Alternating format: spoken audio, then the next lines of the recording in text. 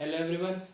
कल हमने chapter number 5 work energy power में हमने जो वर्क एनर्जी थ्योरम है वो कंप्लीट कर ली थी और कंजर्वेशन ऑफ मैकेनिकल एनर्जी हमने कंप्लीट कर ली थी। आज हमारा जो अगला टॉपिक है वो है potential energy of A stretched wire. इसके बाद हमारा सिर्फ पावर का टॉपिक रह जाएगा, उसमें दो डेरिवेशन है इंपॉर्टेंट, फिर ये चैप्टर खत्म हो जाएगा। तो हमारे पास टॉपिक है potential energy of A stretched wire. Wire यहाँ पे स्प्रिंग आएगा, सॉरी, वायर भी ले सकते हैं हम या स्प्रिंग भी ले सकते हैं, कोई दिक्कत नहीं है, स्प्रिंग ठीक है। हमने मान लिया ये एक फिक्स पोल है, हमने यहाँ पे एक स्प्रिंग को अटैच कर दिया इससे, ठीक है। अभी ये अपनी यहाँ पे जो ये है इसकी, हमने इसे एक ब्लॉक से टाई अप कर दिया, ठीक है। ये ब्लॉक है,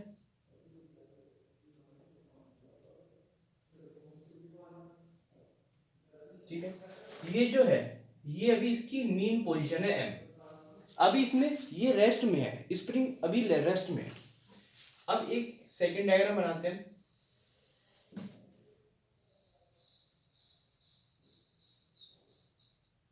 इसमें हमने स्प्रिंग को कंप्रेस करा अंदर की तरफ, ये तो इसकी ये मीन पोजीशन है M.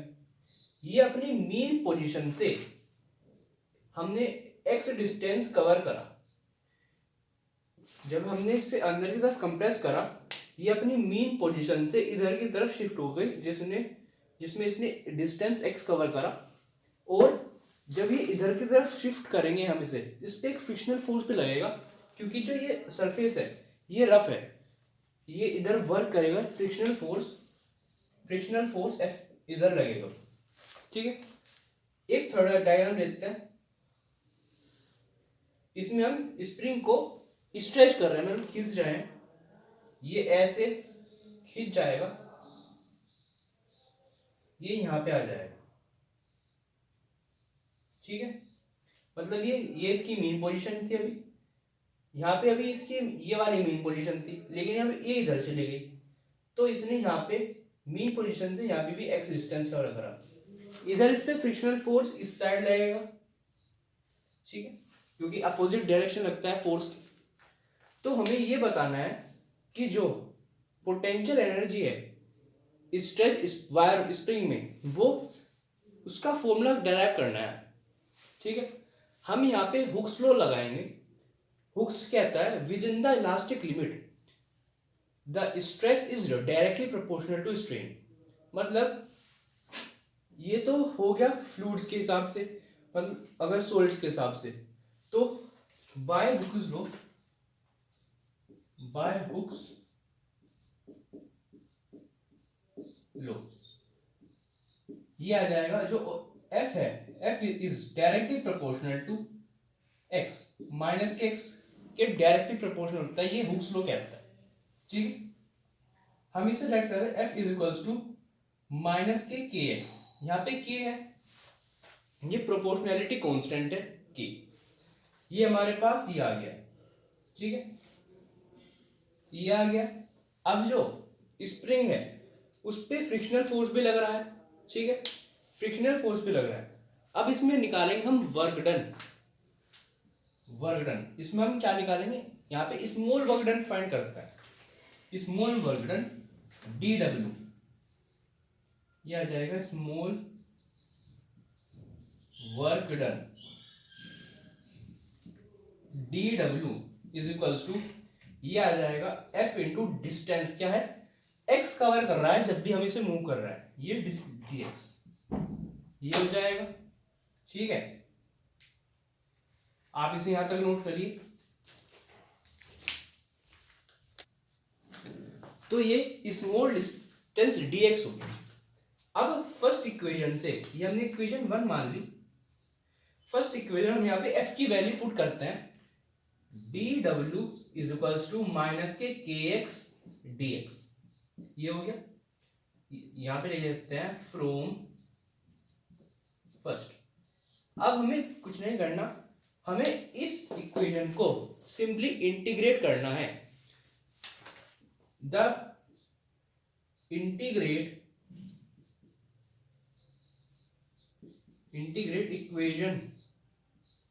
Equation two.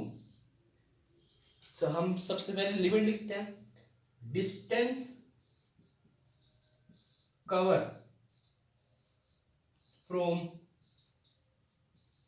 0 to x। जब इस स्प्रिंग ने 0 से x डिस्टेंस कवर करा तो हमें इसका इंटीग्रेशन करना है। तो इंटीग्रेशन dw, यहां पे लिमिट्स आएगी 0 से w, ठीक है, equal to integration minus K kx into D x, limits 0 to x। अब ये जो माइनस के एक्स, ये कांस्टेंट है, ये इंटीग्रल के साइन के बाहर आ जाएगा। हम dw का इंटीग्रल होता है w लिमिट्स 0 से w, माइनस के kx अंदर बच जाएगा इंटीग्रेशन 0 से x इंटू डी एक्स। ये आगे और यहाँ तक नोट करिए।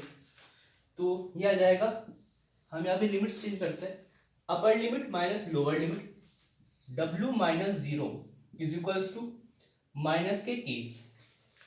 x का डिफरेंट इंटीग्रेशन क्या होता है? वो होता है x की power n+1 divided by n+1, where n is the power of the x और कांस्टेंट। तो ये आ जाएगा x² 2, ये आ जाएगा। लिमिट्स है 0 से x, जो dx का है वो कांस्टेंट हो, खाली 1 हो जाएगा। Now w is equals to minus K k। ये हमने जो 2 है ये बाहर ले लिया इस k के साथ, तो अंदर बच जाएगा upper limit x², lower limit 0 का स्क्वायर, तो ये आ जाएगा x²। तो w is equals to half, ये आ जाएगा माइनस के हाफ के x²। ये हमारा फाइनल फॉर्मूला आ गया। आप इसे लिख लीजिए। इतना वर्क होगा स्प्रिंग को स्ट्रेच करने में, ये नोट कर लीजिए। फिर हमारा लास्ट टॉपिक हम स्टार्ट करते हैं, जो कि है पावर। ये भी एक अच्छा इंपॉर्टेंट टॉपिक है। हमारा अगला टॉपिक है वो है पावर। पावर क्या होता है?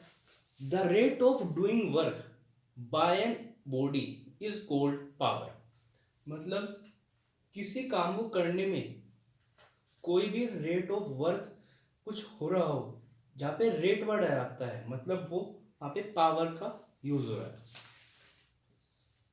Rate of doing work by a body is called power. इसकी जो फॉर्मूला होता है P is equals to work done upon time. Work done हो रहा है और कुछ टाइम में हो रहा है, ये पावर का फॉर्मूला। अब हम निकालते हैं एवरेज पावर। एवरेज पावर होती है P एवरेज, वो होती है change in work done divided by change in time. ये हो गया, ये होता है एवरेज पावर का फॉर्मूला। फिर आता है इंस्टेंटेनियस पावर। इंस्टेंटेनियस पावर ये इंपॉर्टेंट होती है, जो कि होता है limit delta T approaches to 0, इसमें आता है dw डिवाइडेड बाय dt। ये होती है इंस्टेंटेनियस पावर, ठीक है। अब हम वर्क पावर को f और वेलोसिटी के टर्म्स में भी एक्सप्रेस कर सकते हैं। क्यों, कैसे? हमें work P equals to W upon T है, हमें पता है वर्क डन का फुल होता है F इंटू एस। क्या जाएगा? P equals to F into S divide by T, work done into S होता है। और जो S अपॉन T होता है वो होती है वेलोसिटी, तो P equals to F into T. इसे हमने P और वेलोसिटी की टर्म्स में एक्सप्रेस कर दिया। इसकी जो यूनिट होती है वो होती है जूल पर सेकेंड, और एक और यूनिट होती है इसकी, वो होती है वोट। इसकी जो डायमेंशन होती है, डायमेंशन वो होती है ml, इस ml स्क्वायर टी इनवर्स 3, ये इसकी डायमेंशन होती है। तो ये था पावर का टॉपिक। इसके बाद हमारा अगला टॉपिक आता है वो है कोलिजन। इसे आप नोट कर लीजिए।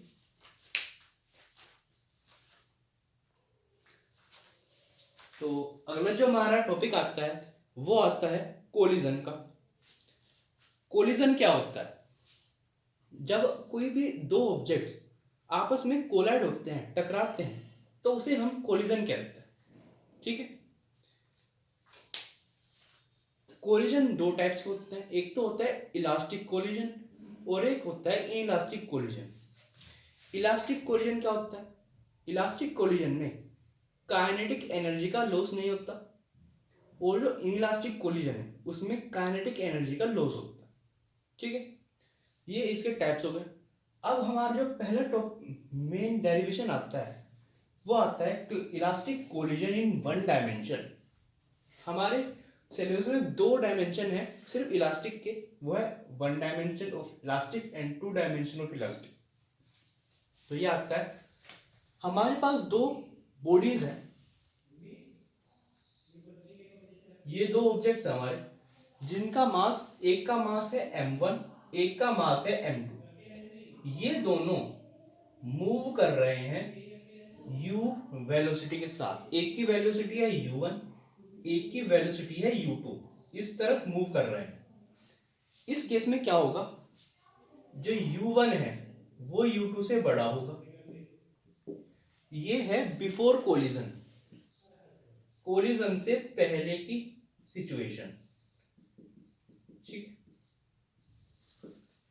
अब जब ये मूव कर रहे हैं, जब ये कोलाइड होंगे आपस में, ऐसे टकराएंगे m1 m2, इनमें आपस में एक फोर्स आएगा। यह बॉडी ए है, ये बॉडी बी है, ये फोर्स आएगा बी ए, ये फोर्स आएगा ए बी। मतलब force on body B exerted by A, force on body A exerted by B.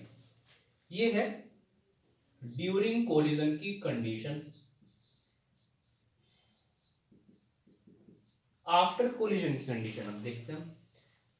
जब ये कोलाइड हो जाएंगे तो इनमें एक फाइनल काइनेटिक एनर्जी आ जाएगी, वो आएगी v1 एंड v2। उनका मास m1 एंड m2 ही रहेगा। इस केस में v1 ग्रेटर देन होगा v2 से। ठीक है, ये है आफ्टर कोलिजन, आफ्टर कोलिजन की सिचुएशन। इस सब के ब्याफ पे हमें प्रूव करना है।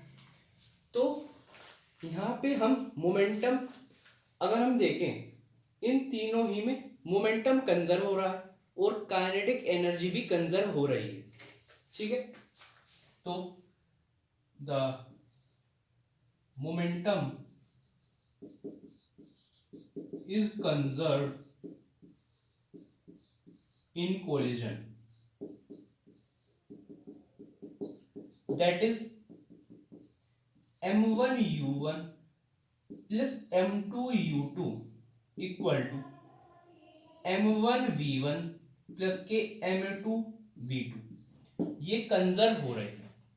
ठीक है, अब हम क्या करते हैं, जो वन वाले हैं उन्हें एक तरफ ले लेते हैं और जो टू वाले उन्हें दूसरी साइड ले लेते हैं। ये टू है, m2 ये आ जाएगा, इधर ले लेते हैं इसे,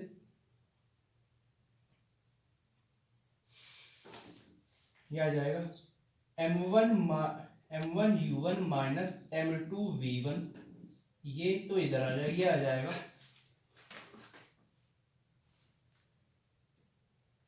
m2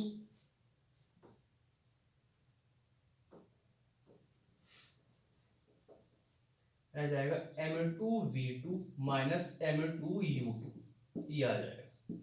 ठीक है, यहाँ पे ये कंजर्व हो गया। अब हम निकालते हैं kinetic energy also kinetic energy is conserve, वो भी कंजर्व होगी, that is half m1 u1 square plus के half m2 u2 square is equals to half m1 v1 square plus के हाफ m2 v2 स्क्वायर। ये two वाले terms को एक तरफ ले लो, ये आ जाएगा minus half m1 u1 square, ये इधर आ जाएगा माइनस के half m1 v1 square is equals to half m2, ये आ जाएगा m2 v2 स्क्वायर माइनस के हाफ m1, ये आ जाएगा m2 u2 square, m2 u2 square, ये आ जाएगा। अब हम क्या करते हैं, यहाँ से हाफ m1 कॉमन आ रहा है, ये इधर से कॉमन लेते हैं, हाफ m1 अंदर आ जाएगा u1 square minus u2 square is equals to, यहाँ से हाफ m2 आ रहा है, अंदर बच जाएगा v1 square minus v2 square, यहाँ से हाफ से हाफ कैंसिल हो जाएगा, तो ये आ जाएगा m1 u1 square minus v2 square is equals to m2 v1 square minus v2 square.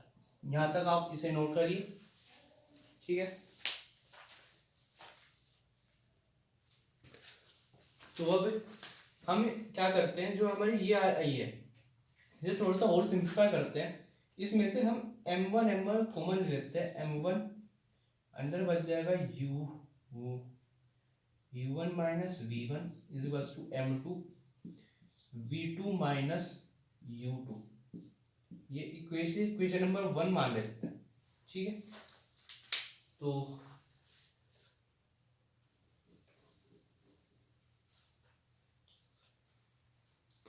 अब हमारे पास ये इक्वेशन आई है, हम यहाँ पे ए स्क्वायर माइनस बी स्क्वायर का फॉर्मूला ओपन करेंगे u1 स्क्वायर और v1 स्क्वायर के जगह, ये आ जाएगा m1 under root u1 plus v1 u1 minus v1, क्या आ जाएगा a square minus b square, a plus b a minus b is equals to m2, इधर भी ये ओपन कर देते हैं, क्या हो जाएगा, ये v है v1 प्लस u2, ये v2 है 2 स्क्वायर प्लस के v2 माइनस u2 स्क्वायर, ये आ गया, ये हमारी इक्वेशन नंबर 3 आ गई।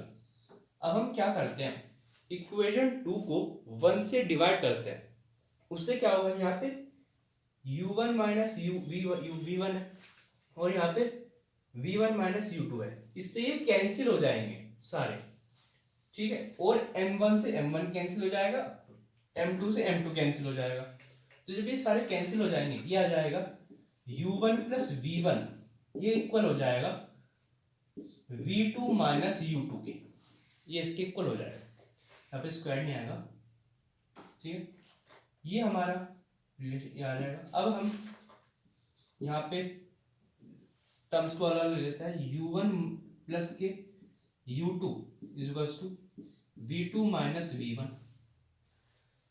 ये साइन माइनस में आ जाएगा जब ये इधर आएगा, ये हमारा रिलेशन आया है कोलिजन, आफ्टर कोलिजन के बाद, इसे हमने इक्वेशन नंबर 4 कंसीडर कर लिया, ठीक है।